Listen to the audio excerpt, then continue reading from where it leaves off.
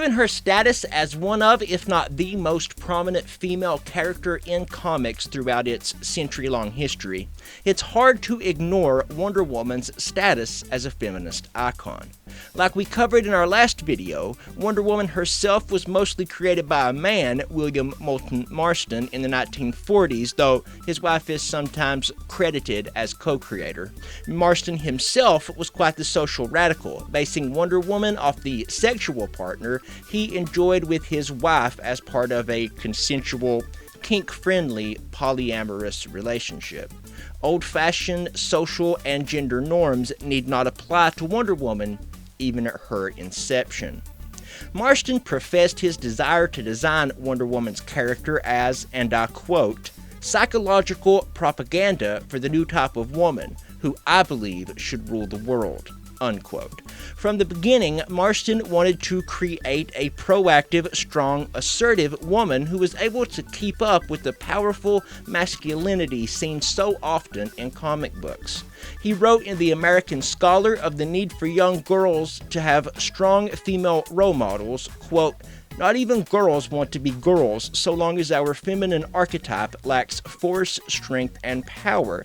Not wanting to be girls, they don't want to be tender, submissive, peace-loving, as good women are.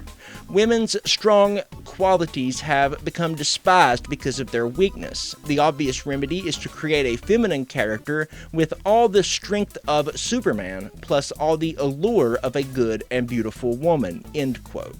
You can tell from this quote that Marston's heart was in the right place, and yet he was still influenced by the culture of his time, causing him to imply that good women are always submissive.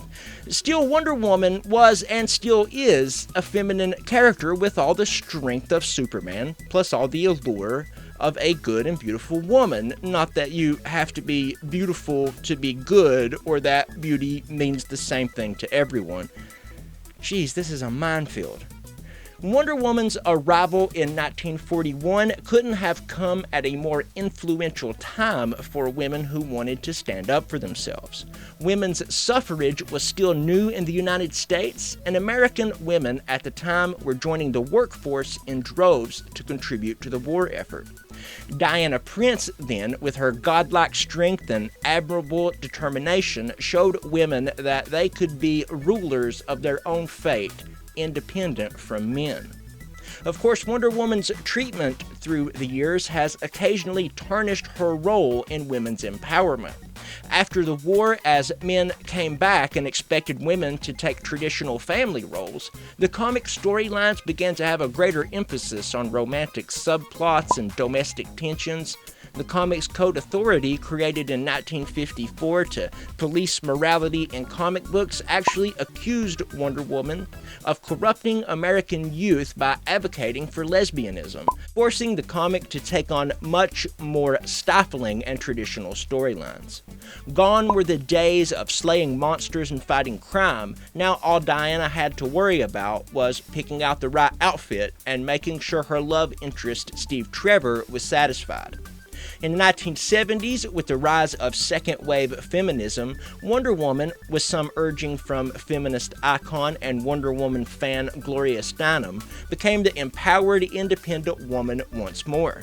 Steinem even featured Wonder Woman on the cover of Miss Magazine in July of 1972, nominating her for president.